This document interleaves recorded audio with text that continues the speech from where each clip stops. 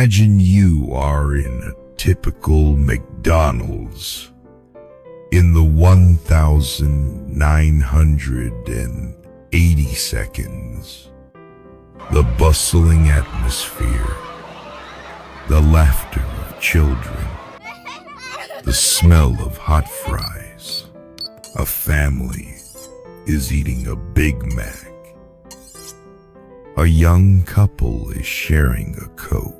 In the corner of the room, the radio is playing Prince's When Doves Cry, the hit song of the time.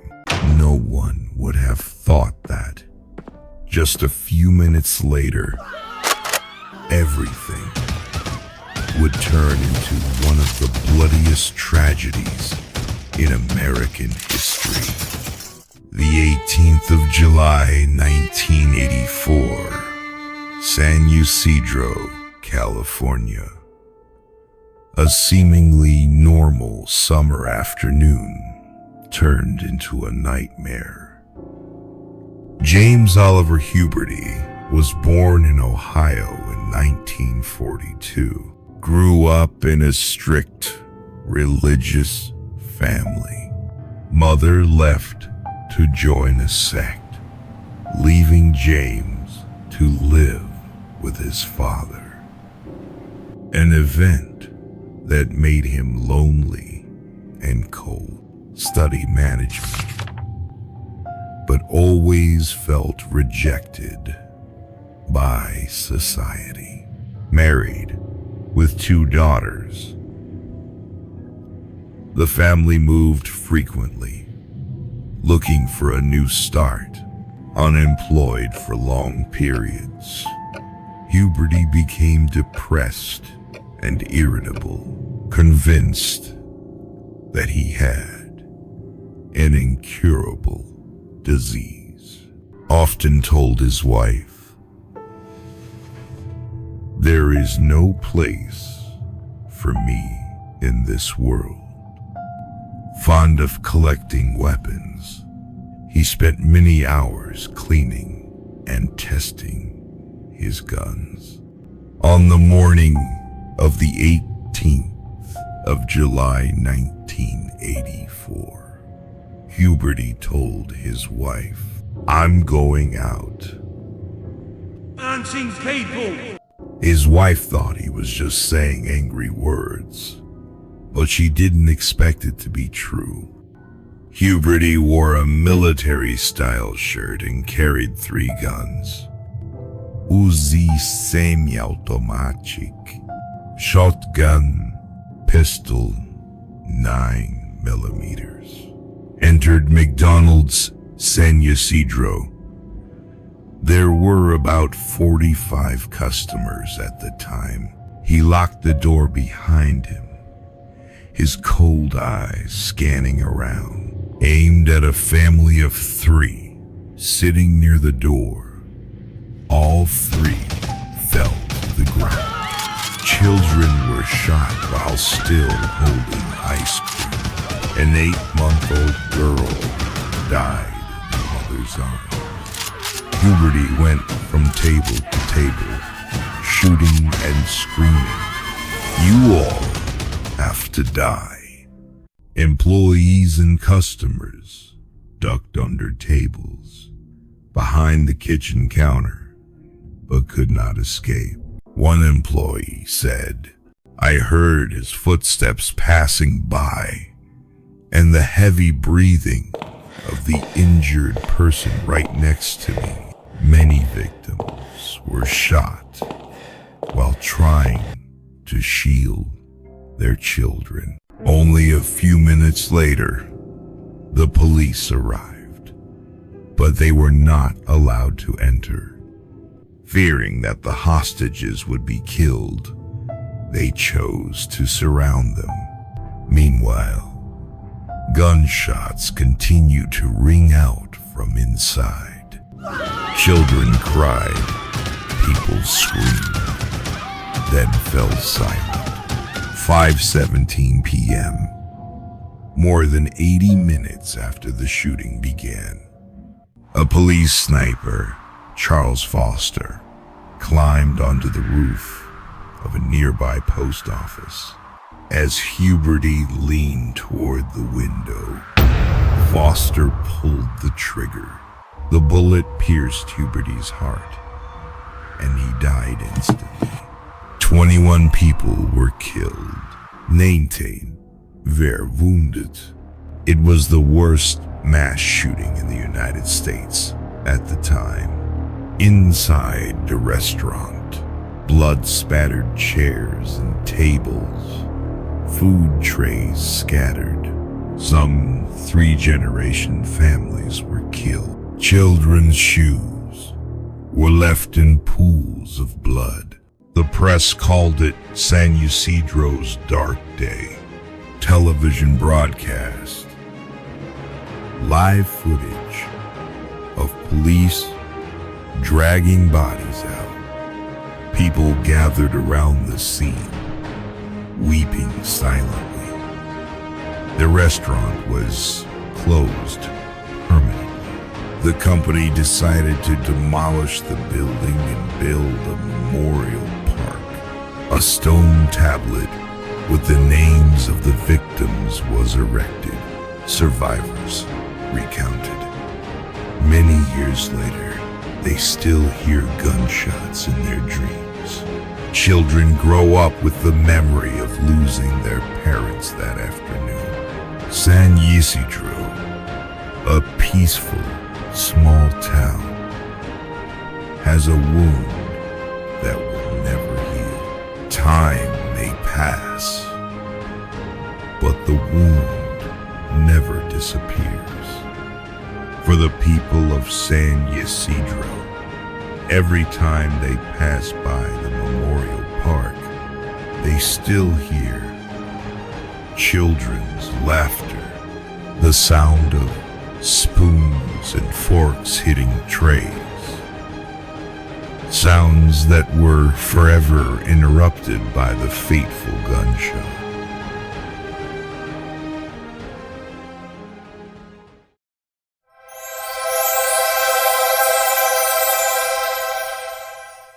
Los Angeles, 1,920 seconds. The city of Hollywood glamour, neon lights, and cinematic dreams. Right in the heart of the city, the Cecil Hotel was built with 700 rooms, a magnificent lobby, and a luxurious dining room. Back then, the Cecil was a symbol of luxury, a place where businessmen, artists, and tourists stopped by. The hotel's dining room used to be a rendezvous, a place where dinners took place under yellow lights and melodious jazz music. But then, with the decline of Skid Row, the Cecil gradually became a different place. The brightly lit room turned into a dark hallway. The once cozy restaurant was now just a place where people ate their last dinner. Cecil, the Hotel of Souls, and in its dining room, meals never ended. The 30 seconds, 40 seconds. The Cecil dining room welcomed the upper class. After the war, the hotel gradually lost its value, and its regulars disappeared. From 1960 onwards, the Cecil became a luxury slum, a haven for prostitutes, drug addicts, and criminals. The once lit dining room was now the place where many dark stories began. The last guests were seen at the restaurant and then disappeared. Goldie Osgood, 65, used to be a telephone operator, nicknamed Pigeon Goldie because she often fed pigeons in Pershing Square near the hotel. Having lived at the Cecil for many years, she knew most of the staff. She often sat down to a simple lunch in the dining room, sandwiches and coffee. That afternoon, many witnesses saw Goldie still healthy and happy. She sat down to lunch in the restaurant, laughing and talking with familiar staff. Hours later, the housekeeping staff discovered her body in the small room, raped, strangled, stabbed many times. Broken glass, furniture in disarray, the pigeon bag still on the table. Shocking news. The pigeon lady was murdered at Cecil Hotel. A wandering suspect was arrested, but there was no evidence the case remained unsolved. A few hours before her death, Goldie was still sitting and eating lunch calmly. That last meal became the prelude to the tragedy. Many witnesses said that before disappearing, many victims were seen having dinner in the Cecil restaurant. Some guests sat alone, eating in silence, and then no one saw them alive again. The staff said the sound of knives and forks still echoed in the kitchen even though there were no customers. Once, the waiter heard the order and came out to find the table empty. In 1985, serial killer Richard Ramirez frequented the Cecil. He dined in the hotel dining room many times, sitting alone, his eyes glinting with terror. After those meals, he went out into the street and killed. In 1991, Unterweger was at the Cecil, often appearing in the restaurant. After each dinner, he went hunting for prostitutes around the area and killed them, employees claim. Heard laughter at empty tables, saw a reflection in the mirror, but turned around and there was no one there. A waiter said, "Once I cleared the table, put the knives and forks down, I turned away for a moment, and they were back in place, as if someone had just finished eating." Tourists say they saw a woman in a light blue dress sitting in the corner of the dining room, staring out the door. When she blinked, she was gone. Many believe it is the ghost of Goldie Osgood. Today, the Cecil is closed after a series of mysterious deaths, including Elisa Lam in 2013. The dining room is no longer in operation. The tables and chairs are covered in dust. But for those who work there, the memories are still vivid. Laughter, the clink of spoons and forks, shadows of people passing by in the yellow light. Maybe the Cecil is just an old hotel, but for many, it is a place where the last meal never ended. Few sit there eating alone in the dark. Are you really alone?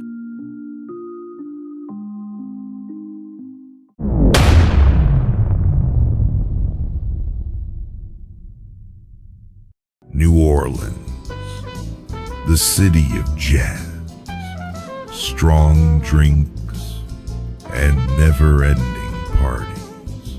In the midst of the luxurious Garden District stands a turquoise restaurant with Victorian architecture, Commander's Palace. This is not only one of the most famous restaurants in America, has won many culinary awards, but also a place where ghost stories are passed down. People come to Commander's to eat, to experience luxury, but many leave with a different memory, the memory of dining with invisible guests. In 1893, Commander's Palace opened, quickly becoming a symbol of Southern cuisine. Famous politicians, businessmen, and artists have all dined here. Prohibition era,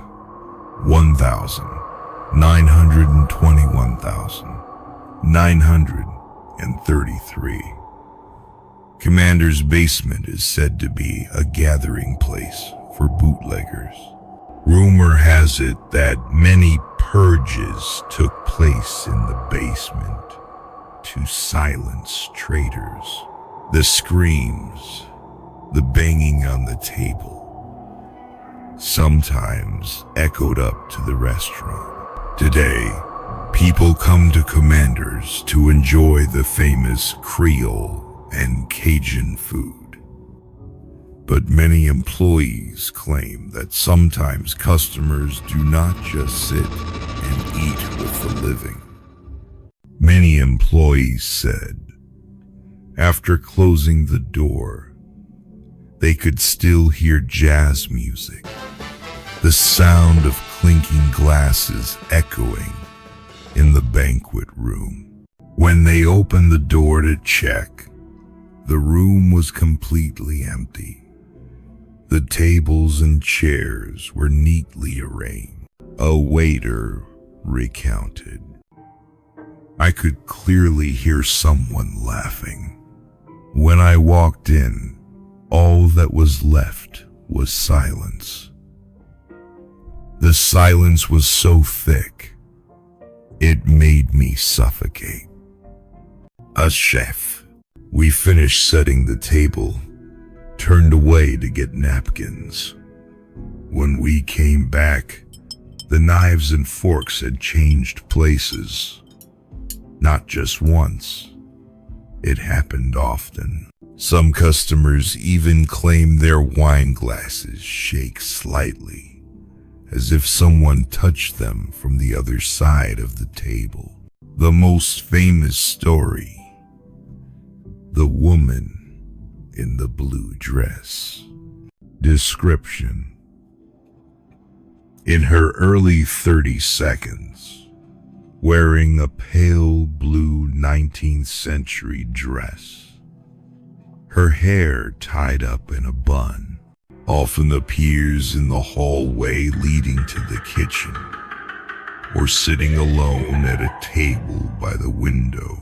Witnesses: a female customer said, I saw her in the mirror when I washed my hands in the toilet. But when I turned around, there was no one there, the security guard said. That night, I was on patrol. I saw a woman in a blue dress coming down the stairs. I called out to her, but she disappeared right before my eyes. It is believed that she was a housekeeper for a wealthy family who lived in the area and died mysteriously in the building before it became a restaurant. Many customers say they felt like someone was sitting at their table, even though they were eating alone. One businessman described, "I was having dinner alone. Suddenly, the knife and fork opposite me shook slightly, as if an invisible person was eating."